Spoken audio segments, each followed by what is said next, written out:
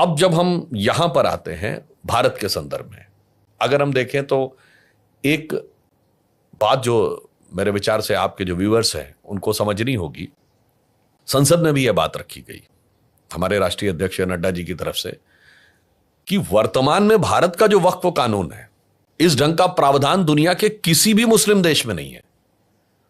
मतलब इस्लाम की जन्मस्थली सऊदी अरब में जो वक्फ का कानून है उसमें ऐसा कोई प्रावधान नहीं है कि जहां पे आप कह देंगे वो जमीन आपकी और सरकार केवल मूक दर्शक बनी बैठी रहेगी। इंडोनेशिया का उदाहरण, दुनिया का सबसे बड़ा मुस्लिम देश। टर्की, जहां एक जमाने में खलीफत रही, टर्की के खलीफा। दूसरा बगदाद, जहां खलीफत रही, और सीरिया का इलाका। पाकिस्तान, बांग्लादेश में नहीं है। तो अब प्रश्न उठता है कि भारत में ऐसा नियम कानून में प्रावधान कैसे बन गए, ये अपने आप में एक प्रश्न का तो सोचने का विषय है, फूड फॉर थॉट है किसी को सोचने के लिए। दूसरा, क्या भारत में ऐसे अधिकार किसी अन्य को थे? ये अपने आप में सोच का विषय है। यानी छोड़ दीजिए, वो हिंदू मुस्लिम को छोड़ दीजिए, क्या ऐसा अधिकार क्रिश्चियन संस्थाओं को है? नहीं है। सिख को है? नहीं है। बौद्धों को है? नहीं है। जैन, पारसी, यहूदी, बहुत छोटी छोटी माइनॉरिटीज, इनको किसी को अधिकार नहीं है।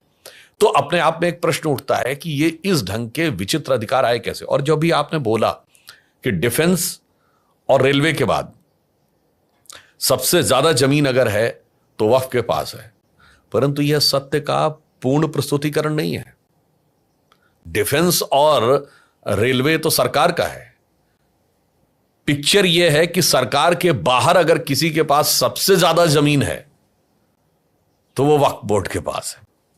दूसरा, भारत का वक्फ बोर्ड जमीन के लिहाज से भारत की सबसे अमीर संस्था नहीं है, दुनिया का सबसे अमीर वक्फ बोर्ड है।